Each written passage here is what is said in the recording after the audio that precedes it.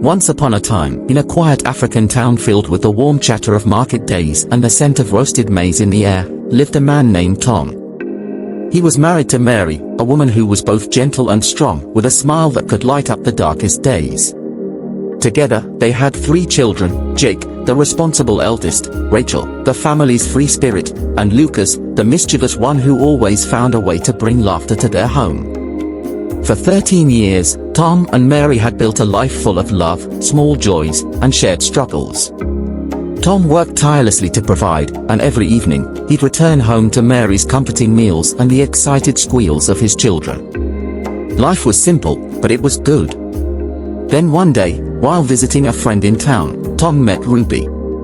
She was young, vibrant, and full of energy, with a voice that had a strange allure and a smile that made him feel seen in a way he hadn't felt in years.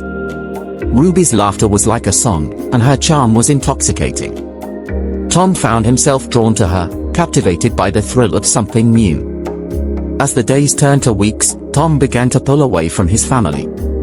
He started coming home late, missing dinners, and spending his evenings with Ruby instead. Mary noticed the change, the lingering scent of perfume that wasn't hers, the quiet conversations he'd take in the other room. One evening, she confronted him.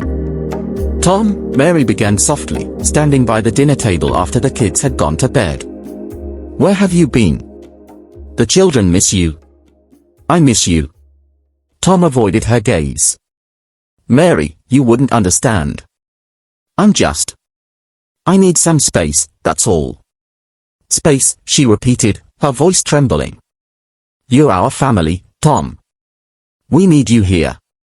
But Tom shrugged it off, brushing past her as he mumbled, "I'll be home when I can. Don't wait up." As weeks turned into months, Tom's visits home grew less frequent, and when he was there, he was a ghost of the man he once was. Ruby's demands became relentless.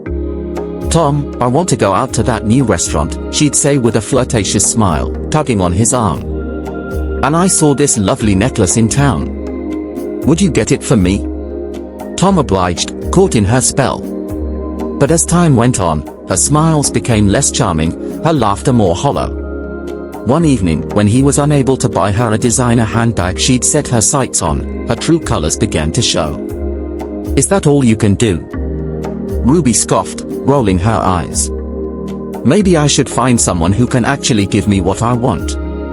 Tom felt a pang in his heart, but he laughed nervously, trying to play it off. "Ruby, come on. Don't be like that. I've done a lot for you." Ruby shrugged, turning away with a dismissive wave. "Yeah, well, maybe it's not enough." The words stung, but Tom continued on, hoping she would come around. Meanwhile, back home, Mary was doing her best to keep the family together. She'd work extra hours, making up for the financial strain Tom's absence had created.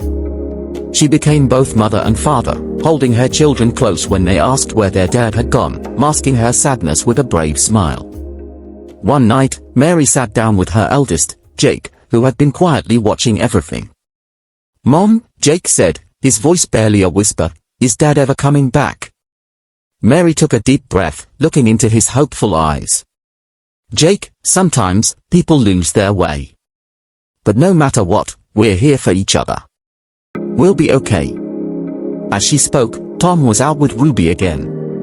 But this time, something was different.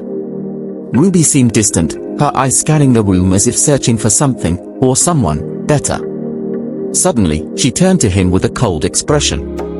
"Tom," she said, her voice lacking its usual charm, "I think it's time we stop this. I need someone who can give me what I want. Honestly, you're a bit of a disappointment." Tom was stunned. "Ruby, after everything I've done for you?" She shrugged, unimpressed. "That was then. I'm done here. Goodbye, Tom." Just like that, she walked out, leaving him sitting alone, his world shattering around him. Reality hit him hard. He had left his family, broken their trust, and for what? For someone who had only seen him as a means to an end. That night, he returned to the house, hoping to reconcile.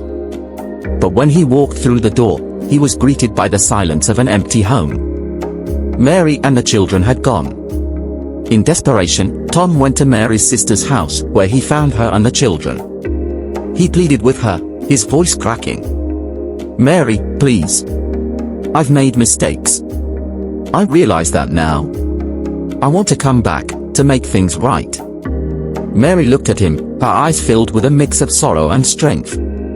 "Tom, we waited for you, hoped you'd see what you were leaving behind. But you made your choice. Please, Mary," Tom begged. "Give me another chance." But she shook her head, her voice calm but firm. "The children and I deserve better.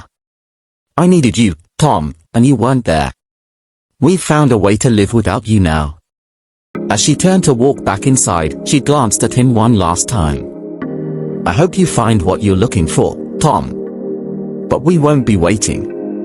Left alone in the street, Tom watched as his family disappeared inside, his heart heavy with regret. He realized too late that the love he had thrown away was the only thing that truly mattered. From that day on, Tom lived with the weight of his choices, forever longing for the family he had lost. And though he tried to make amends in small ways, he knew he would never truly regain what he had so carelessly let slip away.